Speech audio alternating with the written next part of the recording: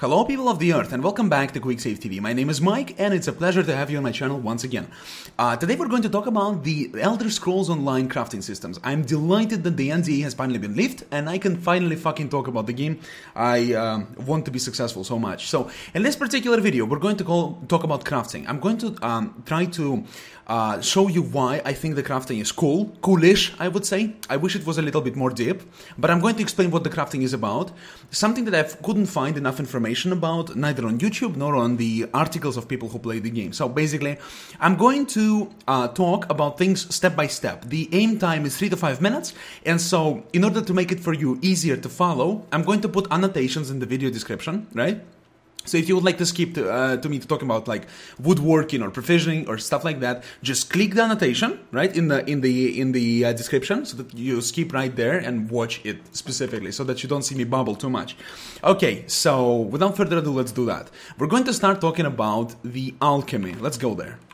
Alright, so we reached the alchemy table, and here I'm going to show you the way the alchemy works in the game. Alchemy is one of the aspects of the game that is really native to games of the Elder Scrolls series, okay? And despite the fact that the Elder Scrolls Online is not part of the Elder Scrolls series, it's in the same universe, so it would be only natural for them to make a cool alchemy system. And so far, from what I've seen, I think it's really shit, okay? I'm gonna say it this way. I really don't like the way they implemented that. I don't mind the alchemy system per se. I hate the user interface. Again, just like in Skyrim, they managed to fuck it up. I hate it absolutely, because look how the way it works. You select the solvent, which is basically the water. In this circumstance, it's water or natural water. I expect it to be like alcohol or some shit later on in the game. Point is, the higher level your solvent, the better the potion is going to be. Now the reagents. Reagents is really simple. Again, it doesn't have to be difficult. You put one reagent, say wormwood, and something else. I don't have anything to show you right now. It doesn't matter. Point is, the problem with the system is that the user interface is atrocious, okay?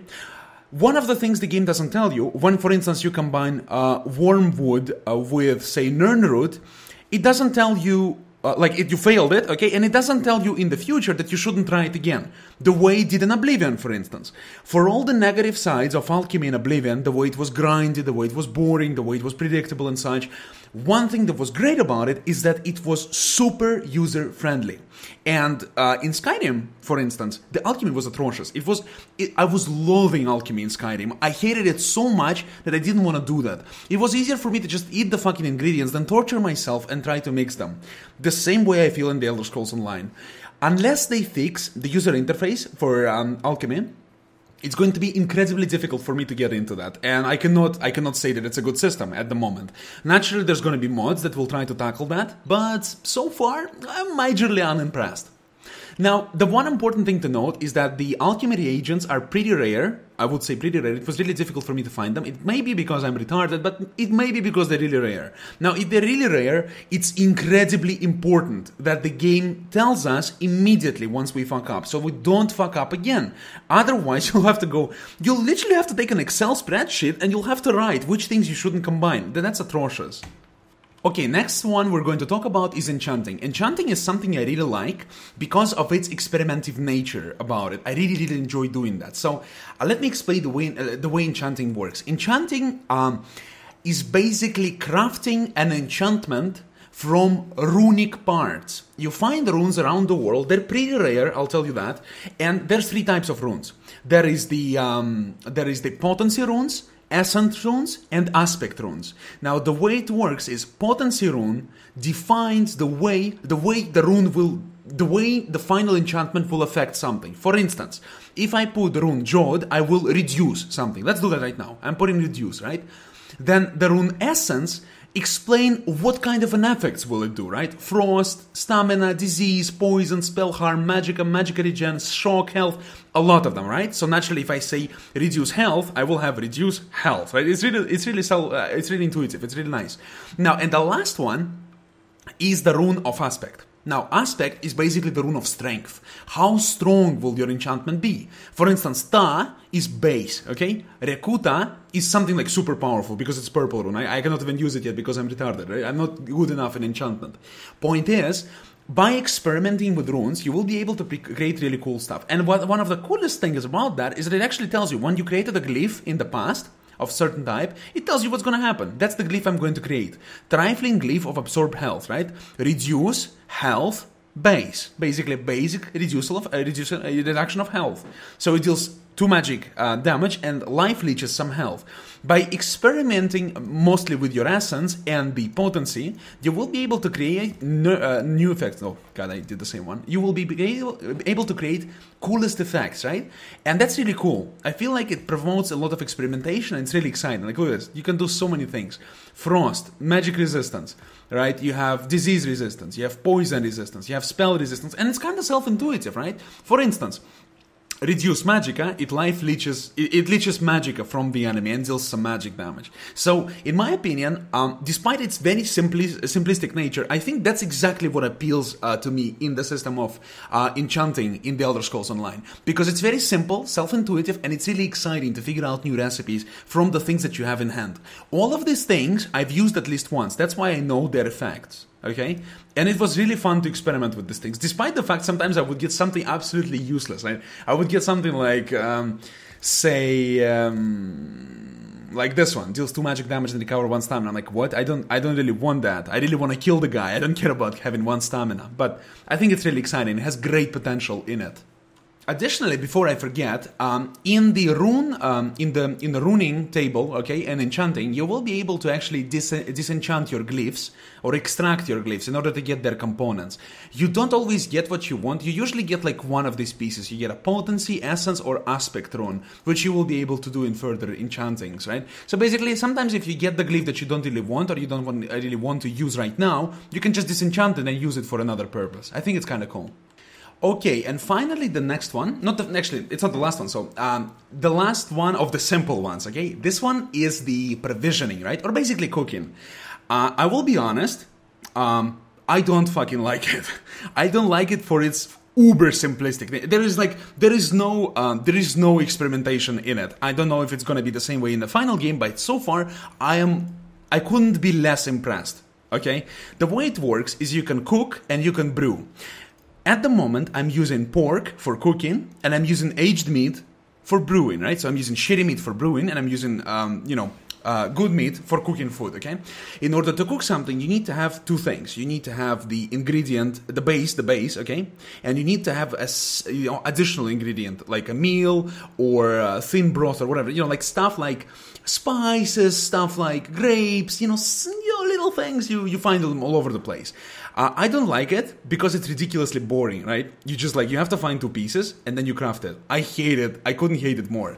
My favorite cooking system was in the game Guild Wars 2. It was ridiculously deep. It was like so deep, it couldn't be deeper, right? You literally had an abundance of ingredients and you had to experiment with everything to find out every little recipe. And it was amazing. Imagine just how the first person felt who discovered how do you actually cook, I don't know, like a pie or whatever, he'd be like, yeah, fuck yeah, I know how to make a pie. Do you know anything about this game? You don't know dick. I know how to make a pie. And that's amazing, right?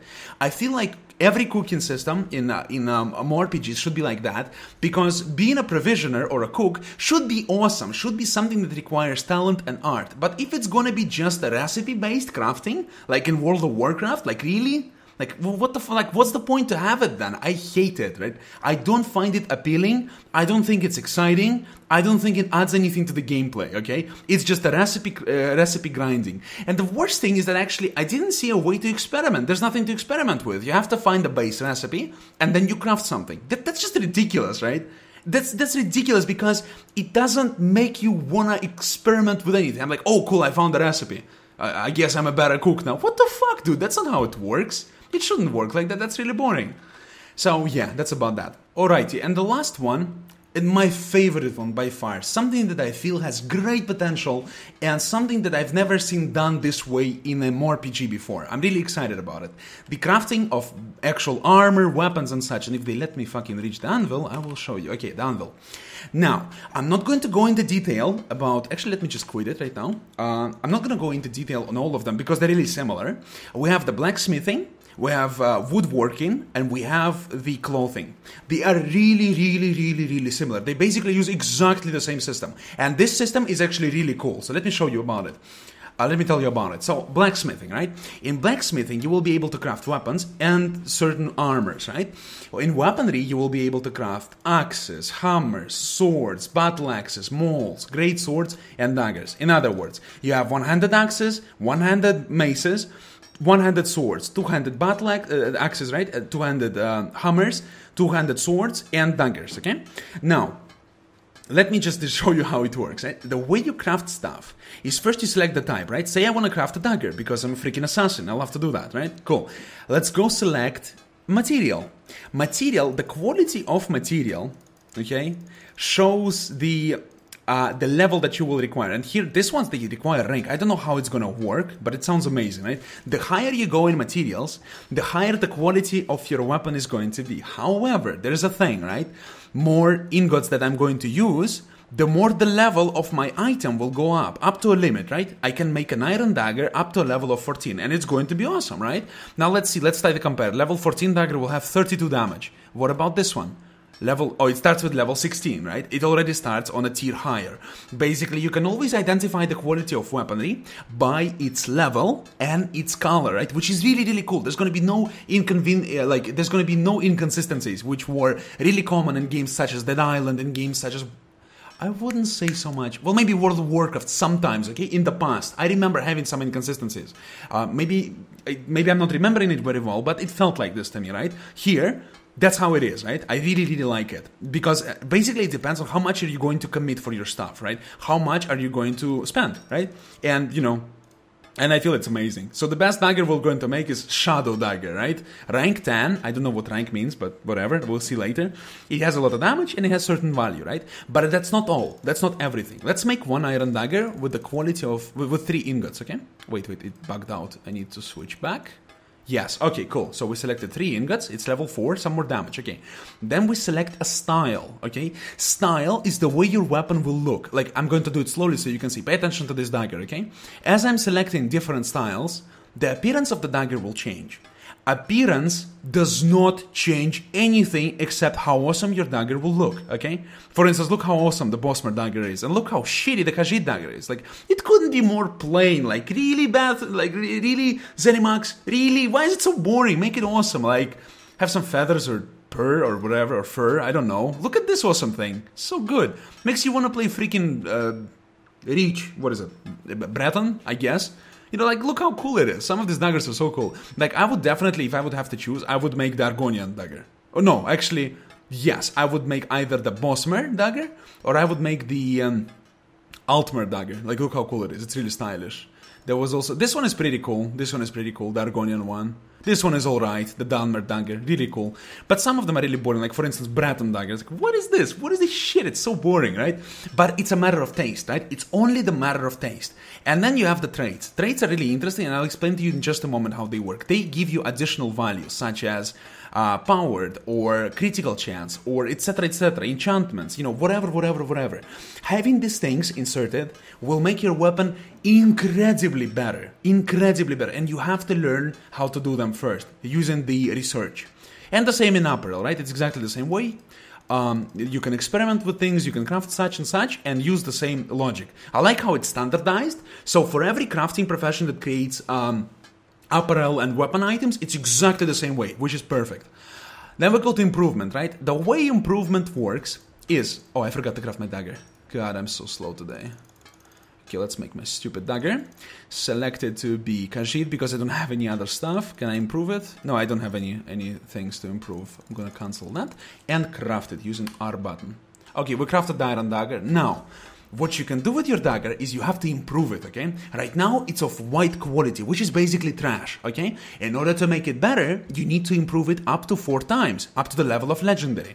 To do that, you need certain tempering things, okay? Basically, honing stone, dwarven oil, grain solvent, etc, etc. They are different for every type of profession, so there's different in blacksmithing, in clothing, and in woodworking, right? So they're basically not going to interfere with each other. Let's try to upgrade our dagger.